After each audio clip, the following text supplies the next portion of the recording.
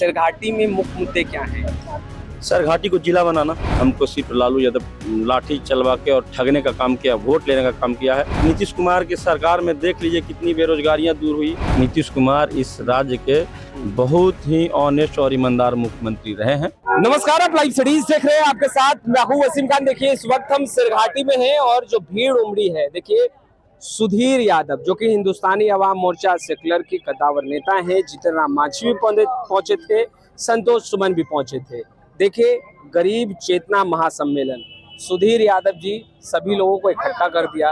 हजारों हजार की संख्या में लोग पहुंच गए। कितने देर से तैयारियां कर रहे हैं? अरे मात्र ये चंद 5 दिनों का है। 5 दिनों में 5 दिनों में काफी लोगों को क्या कहा? लोगों के क्या कहा, बोले कि साहब आने वाले हैं, साहब आने वाले हैं, आपके चिंतन करने वाला आने वाले हैं, आपके बारे में सोचने वाले आने वाले हैं। इसलिए आप लोग सरघाटी के रंगलाल मैदान में आइए और साहब को सुनिए। और गरीब गुरबा को इकट्ठा कर रहे हैं। मुद्दा क्या रहा आज तमाम लोगों? मुद्दा ये रहा कि यहाँ आने वाला विधानसभा होने वाला है। हर पार्टी अपना अपना दबदबा दिखा रही है। हम लोग भी ऊपर से हमारे राष्ट्रीय अध्यक्ष, हमारे पार्टी के रचयिता का आदेश हुआ कि आप लोग भी सरघाटी विधानसभा में प्रोग्राम का आयोजन कराइए। उसी को लेकर हम लोग सरघाटी विधानसभा। यादव जी, आप ग्राउंड जीरो पर हैं और ग्राउंड जीरो की हकीकत भी आप जानते हैं। सरघाटी में मुख्य मुद्दे क्या हैं? सरघाटी को जिला बनाना। सरघाटी को जिला बनाना। अभी मांझी जी से भी आप लगातार बात कर रहे थे, जीतन राम मांझी से, उनसे क्या बात हो रही थी? यही बात हो रहा था कि सरघाटी को जिला बनाना है। यहाँ पे जो आपका उद्योग है, जो भारत के आप केंद्रीय मंत्री हैं, MSME के मंत्री हैं, तो यहाँ भी कुछ इस तरह का रोजगार मिले जिससे कि लोगों को लाभ मिले और यहाँ के लोग बेरोजगारी से मुक्ति पाए। चुनाव लड़ने के लिए तैयार? अरे नहीं, हम चुनाव लड़ने के लिए तैयार नहीं है। अगर पार्टी का गाइडलाइन होगा तो उसको मना भी नहीं करेंगे। पार्टी का गाइडलाइन होगा तो मना नहीं करेंगे। कौन चुनाव नहीं लड़ना चाहता है बताइए? लेकिन पार्टी चाहेगी तब। जिस तरीके से आप सक्रिय हैं, गांव कस्बों में जा रहे हैं, लोगों के बीच जा रहे हैं, आपने सामाजिक कार्य भी बहुत किया है, तो क्या इस बार जब मौका मिलेगा तो कौन मना करता है? इच्छा तो सबका होता है। इस पर कभी अपने नेता से बातचीत हुई है? नहीं, बात तो नहीं हुआ है, लेकिन मनसा अब उनके अंदर क्या चल रहा है हम लोग सिर्फ एनालिसिस कर सकते हैं, इस बारे में बोल नहीं सकते हैं कि हाँ। पहले निर्देश क्या? लेकिन निर्देश उन्हीं का था कि आप सरघाटी में प्रोग्राम करें। आगे आप चुनाव लड़ेंगे या हम चुनाव लड़ेंगे या नहीं लड़ेंगे, इसका कोई जिक्र नहीं है, लेकिन उन्हीं के द्वारा आदेश हुआ है कि वहाँ प्रोग्राम कराइए। उन्हीं के कहने पे यहाँ पे प्रोग्राम हुआ है। अच्छा, देखिए, बिहार की राजनीति में जाति बहुत बड़ा फैक्टर होता है और चुनावी वक्त में तो जातीय समीकरणों पर ही बातचीत होती है। आप यादव जी हैं, आपने तेजस्वी का साथ नहीं दिया, मांझी जी के साथ खड़े हैं। देखिए, आज से 20 साल पहले जितना हमारे समाज के लोग अशिक्षित थे, तो उस समय सिर्फ जेल जाने का काम हुआ, लोगों का हत्या हुआ, मर्डर हुआ और साक्षरता से दूर रहे लोग। अच्छा। और जब नीतीश की सरकार आई, NDA गठबंधन की सरकार आई, हमारे समाज भी लोग समझ गए कि हमको सिर्फ लालू यादव लाठी चलवा के और ठगने का काम किया, वोट लेने का काम किया है और हमारे लिए कोई रोजगार और कोई शिक्षा का कोई मुद्दा हमारे लिए नहीं रहा है। यादव तो कहते हैं कि जुबान दिया, अति पिछड़ा, गरीब, शोषित, वंचितों को जुबान दिया है। बस वही जुबान दिया, उसके बाद वही जुबान तो काटने लगे उनके लोग। जहाँ भी बहुलक, हम ये नहीं कहना चाहिए, हम भी उस जाति से बिलोंग करते हैं, लेकिन बहुत ऐसे कस्बे हैं, गांव हैं जहां आज भी यादवों का दबदबा चलता है। हम कहते हैं जायज चीज के लिए दबदबा अगर आपका चले तो हम आपका समर्थन करते हैं, लेकिन कोई अगर व्यक्ति अगर अपने बारे में अगर कोई मतलब किसी को अच्छा सजेस्ट कर रहा हो या सच्चाई के लिए लड़ रहा हो तो उसको दबाने का काम ना करे।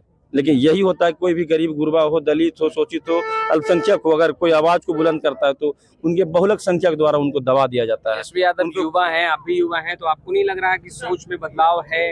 इस बार युवा तेजस्वी यादव का साथ दिया जाए? आपको नहीं, ऐसा नहीं है। देखिए, फिर ठगे जाएंगे और फिर ठगे जाएंगे। आप देख ही रहे हैं जिस तरह से कि 20 साल से ठगा गया।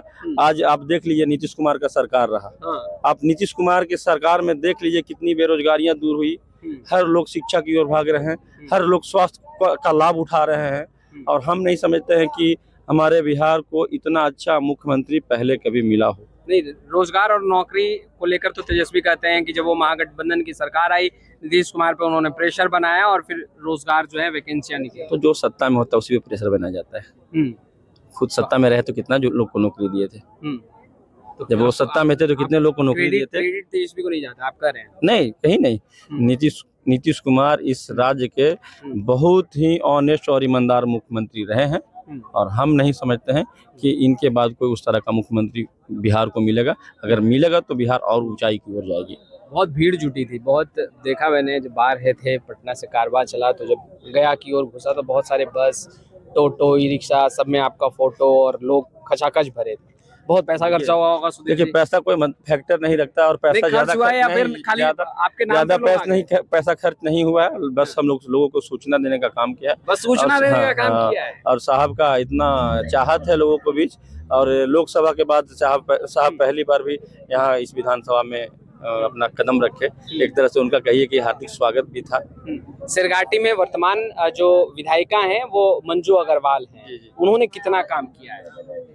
देखिए इस बार हम समझते हैं कि काम के मैटर में उनका मतलब एकदम ग्राफ गिर गया है। ग्राफ हाँ गिर गया है। यहाँ यहाँ यहाँ कोई उनसे खुश नहीं है। बस समय का इंतजार कर रहा है और 2025 में होने वाला चुनाव का बेसब्री से लोग यहाँ के जनता इंतजार कर रहे हैं। आप तो समाज सेवा भी करते हैं, हाँ, खैर क्यों नहीं? राजनीति में है, तो कभी विधायिका से मुलाकात करने की कोशिश और तो बात हुई? देखिए हम लोग जब एक साथ थे उस समय थोड़ी बहुत मुलाकात हमारी पटना में हुई थी।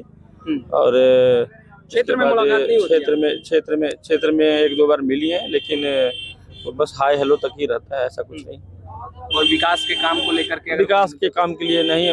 वो जो है कि चारों तरफ से वो दलालों और ब्रोकरों के बीच घिरी हुई है। अच्छा। और वो कुछ नहीं करती। बस उनके साथ लोग चापाकल है, ये है, वो है, 7,000 मतलब बहुत तरह का उगाही किया जाता है उनके दलालों के द्वारा। कुछ भी कोई काम होता है बोलते हैं फल सामने वाला से बात कर लीजिए। सामने वाला से, जब सामने वाला से बात होता है तो सामने वाला बोलता है इतना लगेगा इस काम में, ये लगेगा। विशेष क्या आप बुलवाना चाहते हैं हमसे? कमीशन वाली बात आप कह रहे हैं? वो बात खुल के क्या बोले, लेकिन ऐसा है लोगों का सोचना, ये मेरा कहना नहीं। अच्छा, आपके पास भी फिर शिकायत लेके आते होंगे कि भाई हाँ विधायक आते हैं, लेकिन हम लोग आते हैं उसमें बोलते भी है तो उनसे नहीं बोलते। हम लोग तो भाई सरकार में है तो हम लोग तो डायरेक्ट जहाँ जो प्रॉब्लम होता है उसको सर के माध्यम से या फिर हम लोग अपने पार्टी के माध्यम से उसको सलूशन निकालते हैं।